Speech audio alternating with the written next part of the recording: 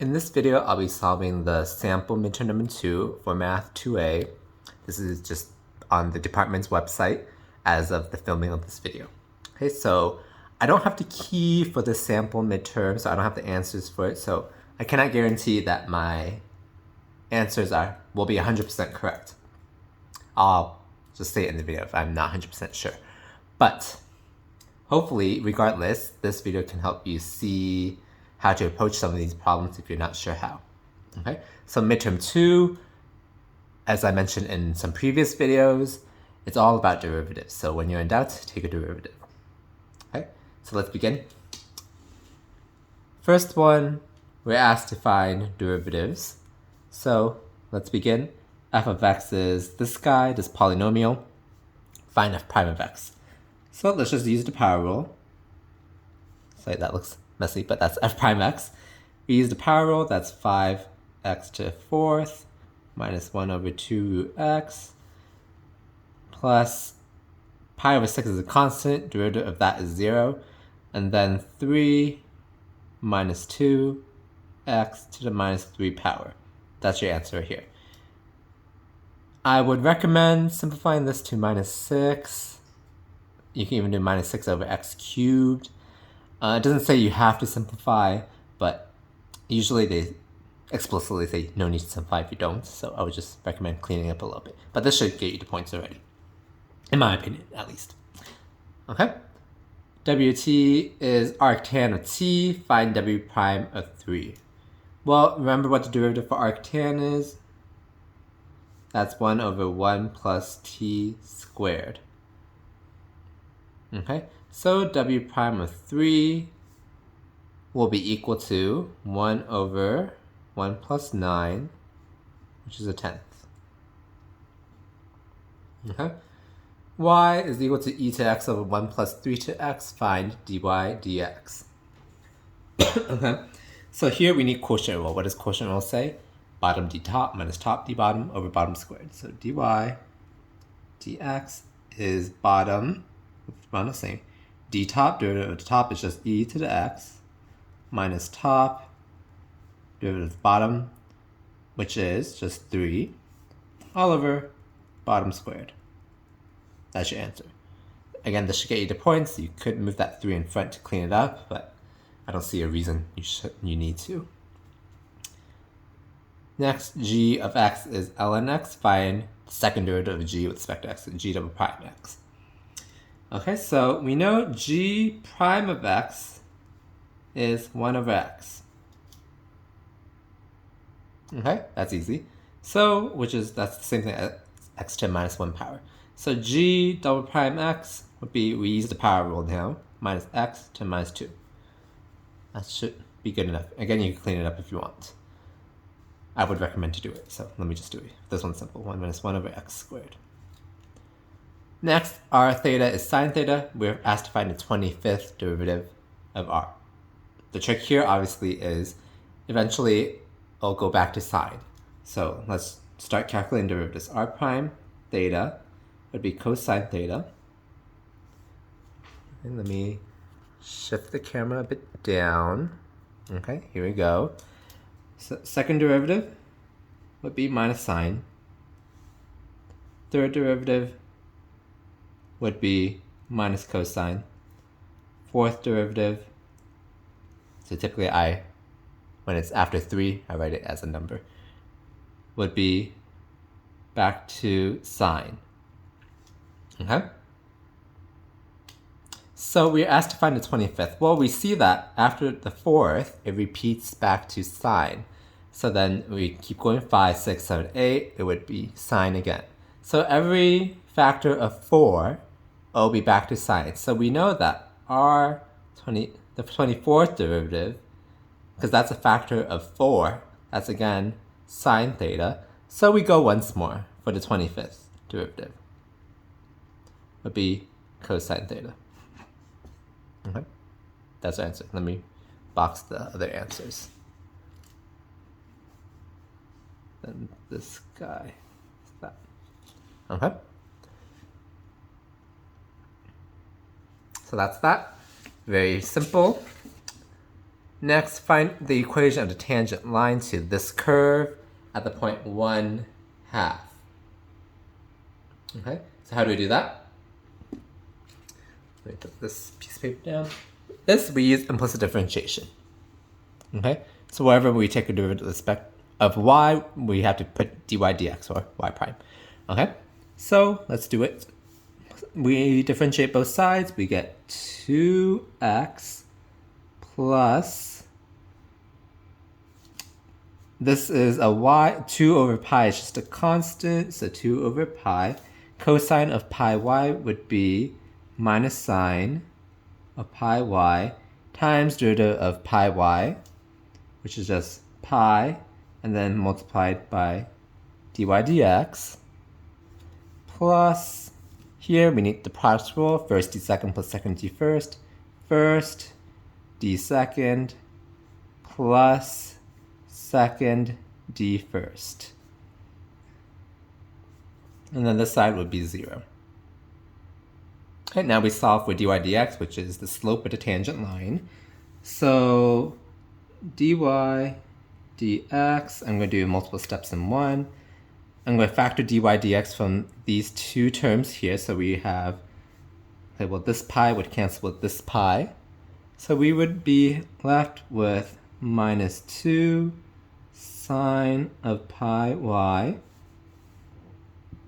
okay, plus 4x is equal to, we move this 2x and this 4y to the other side, minus 2x minus 4y. So then we have dy dx is minus 2x minus 4y over 4x minus 2 sine of pi y. Okay, so let's evaluate this guy at our point 1, half. So what do we get? This would be the slope of a tangent line here. You plug in the points, minus 4 times half, divided by 4 times 1, minus 2 sine pi over 2. Okay, so here we get minus 2 minus another 2 over 4 minus 2 times sine of pi over 2. Sine of 90 degrees is 1. So this is equal to minus 4 over 2, which is minus 2. I'm going to squeeze it in. That's the slope of a tangent line. We have a point, we have a slope. We can write the equation of the line. Y, point slope form is y minus half is minus 2, x minus 1. This should be your answer. Doesn't say you need a slope intercept form, so you can leave it in this point slope form. If you have time, just do it in slope intercept form. Okay, next, a cylindrical tank with radius 5 meters is being filled with water at a rate of 3 meters cubed per minute. How fast is the height of the water changing? So if it helps to draw, so there's water being filled in. It's gonna cut off. Okay, so the radius of this guy is 5 meters. And then water is being filled 3 meter cubed per minute. Okay, so you can kind of picture it's filling, the height of the water is changing.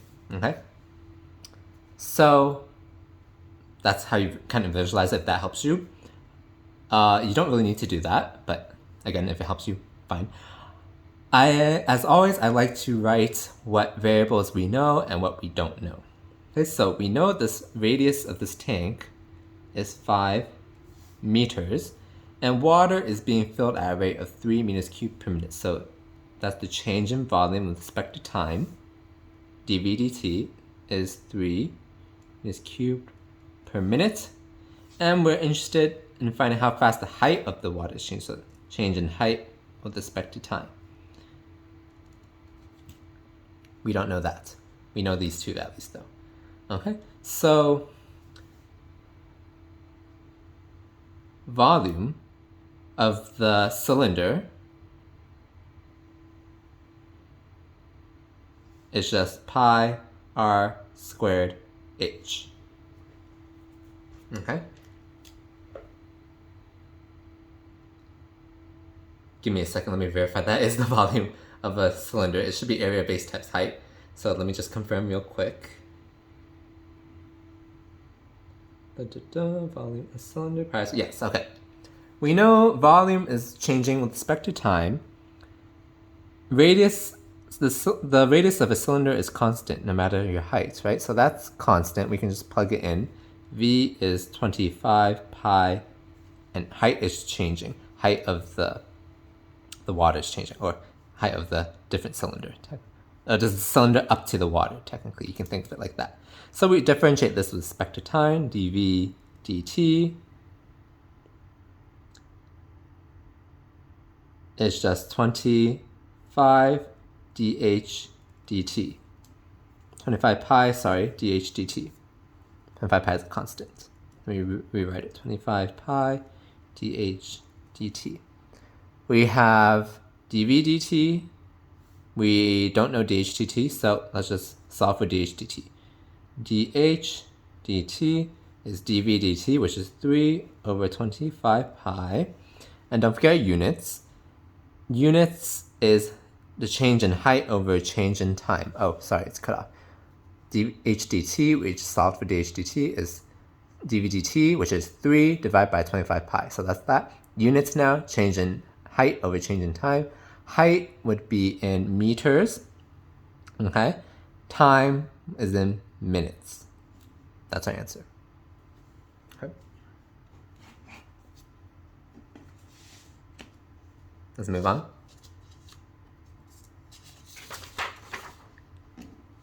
Find the derivative. Don't have to simplify. Number 1, or 4a, f(x) is ln 1 plus 3x squared. F prime, derivative of log is just 1 over 1 plus 3x squared times derivative of the inside, which is 6x. Done with that. This one, we need, I don't know why they gave you so much space for that. This one, we need product rule. F prime of x, product rule first, d second plus second, d first.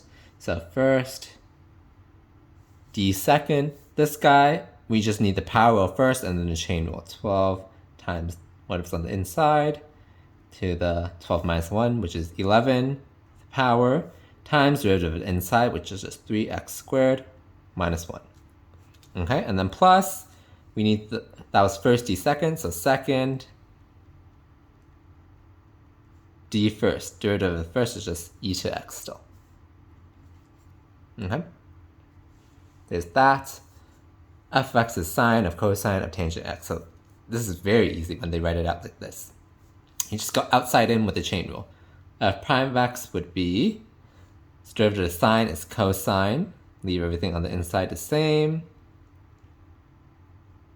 times derivative of cosine is minus sine, leave the inside the same, times derivative of tangents, which is secant squared. That's the answer for that. Very easy. Let's move on. Here we're asked to find, let's cut off, linearization of f of x is square root x plus 99 at a equals to 1. Use this to approximate square root 102. Okay, so linearization, there is a formula in the book if I remember correctly, but I don't memorize that formula. I do know how to find a linear approximation, and if you don't remember, the concept is simply, let me go over here. You have some function, you know at some point a, you know what f of a is. At some nearby point b, that's the key term, nearby point b, we don't know what f of b is, but because it's nearby, we can use the tangent line at x is equal to a to tangent to the function to approximate that nearby point. You can see there's a small error, but it's a good enough approximation. That's the idea. So again, remember in the beginning, I said when you're in doubt, take a derivative. That's what we do here. Okay, so we take the derivative. We want to find the slope of the tangent line at a equals to 1, basically. Okay, so slope of the tangent line would be the derivative of prime 1 over square root x plus 99. 1 over 2 square root x plus 99, sorry. This is a 2 times. It's not a like square root. Okay, so we want f prime of 1, which is 1 over 2 times square root of 1 plus 99 is square root 100, which is 10. So 1 over 20. Slip with the tangent line. Our tangent line, equation of the tangent line is y minus, when x is 1, y is 10, right? We plug into here. Y times y minus 10 is equal to 1 over 20 x minus 1. Okay? So I believe linearization is just you solve for y. So if I remember, it's called L of x. Linearization at L of x is equal to 1 over 20 times x minus 1 over 20 plus 10. Okay? That's part 1, linearization, L of x. Okay? So now we want to use this this tangent line to make this approximation. Okay? So we just plug in, let's confirm actually before that when x is 1, because it's tangent, it should equal to the value of the function. So when x is 1, it should equal to square root of 100, which is 10. So when x is 1,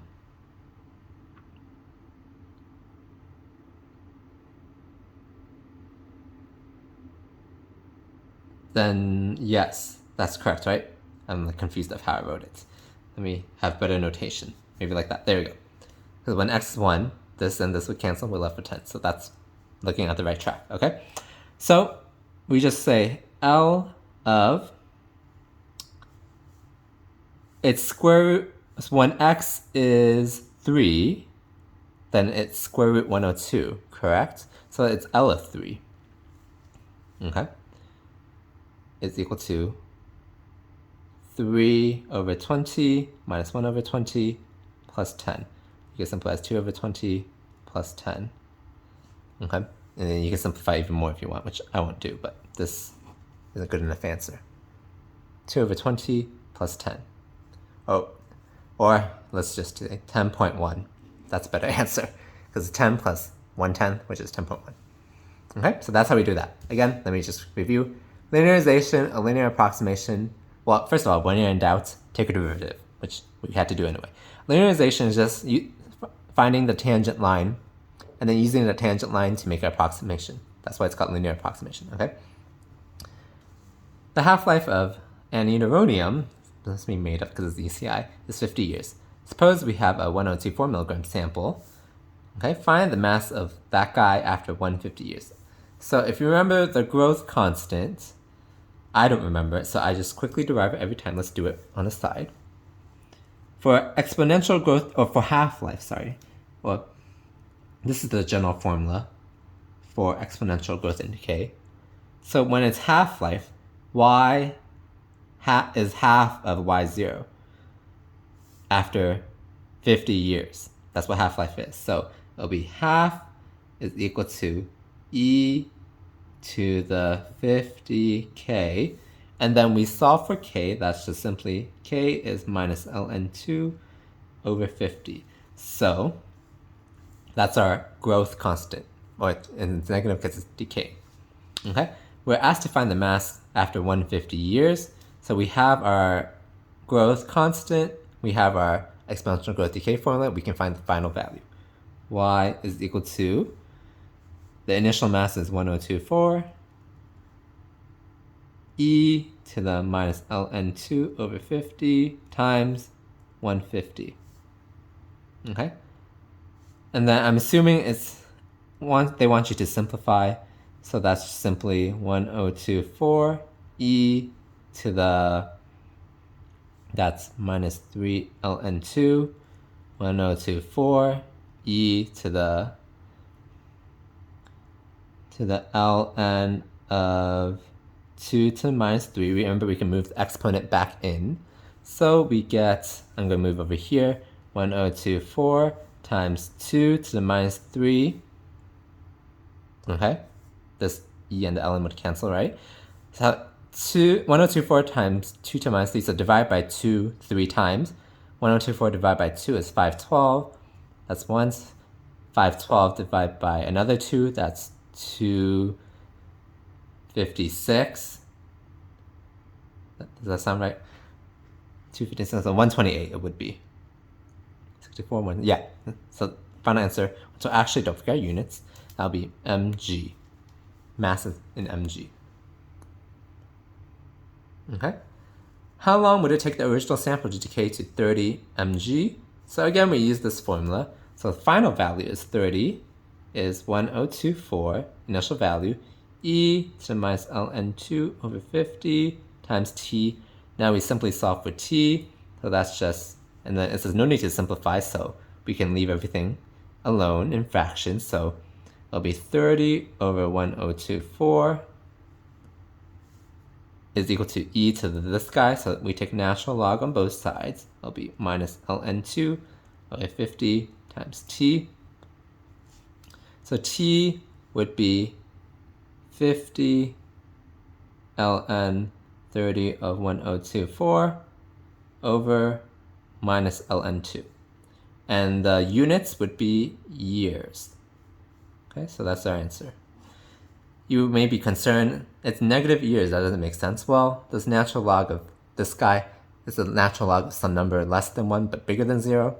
Remember, that is a negative value, so it would cancel that negative, and this negative would make it positive. Okay? And then, I think this is the last question. Good. We only spent 22 minutes about. Okay, good. Suppose C of S is the total cost in dollars of building a home with S square feet of space. What are units of C prime of S? Okay, remember, derivative is rate of change. Okay, so it'll be, you can think of it as delta C over delta S. So what are the units of C? That's dollars. What are the units of time? Units of S. It's square feet. Square feet. So dollars per square feet is your answer for part A. What is the practical meaning of C prime of S for this problem? Okay. Remember, once again, C prime is the derivative or rate of change. So, and then this might help you too. So it's the rate of change of the cost. Okay?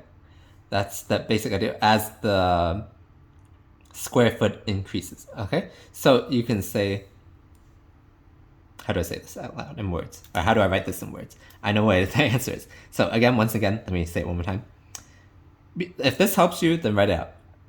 Delta C over delta S is the change in the cost with respect to the, or over the change in square foot. So the practical meaning of C prime means the rate of change of the cost as the square footage increases. Say it's like that. Okay?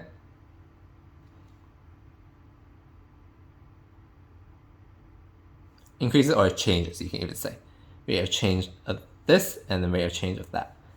Right? So rate of change of the cost, rate of change of the square footage. So increases or changes should be fine. Is C prime, so I wrote it like this more so that it will help you with this. Is C prime of S positive or negative? I really don't like these types of questions because it's assuming that you think the same way they do. Or it's like assuming common sense kind of, but anyway. So as the square footage increases, as I said over here, what do you expect the cost to be? Would it increase or decrease? Probably increase, right? So that's why they ask these types of problems. Positive, because as square footage increases, I'm just going to shorthand here, as square footage increases, cost likely to increase. Okay. And that's the second midterm. So it's not too bad. A lot. Let's review what there was. Let me recap. Again, when you're in doubt, take a derivative. That was the theme of this video. Okay, so this was all about derivatives over here. So product rule, quotient rule, you should memorize the derivatives of all the trig functions, including these arctan, arcsine, arccosine, all those things.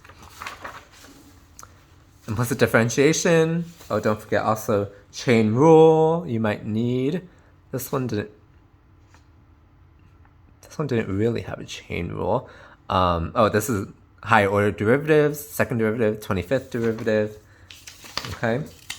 This one, the rules of differentiation again, chain rule, product rule, chain rule again. Linear approximation is just the tangent line. Half-life, you just need to remember the exponential growth decay formula, and that's how we solve that. And this is just interpreting derivative in a word problem. Okay, so hopefully that helps. This was not too bad. If this video helped you in any way, please hit that like button and please subscribe to see more videos like this. Thank you.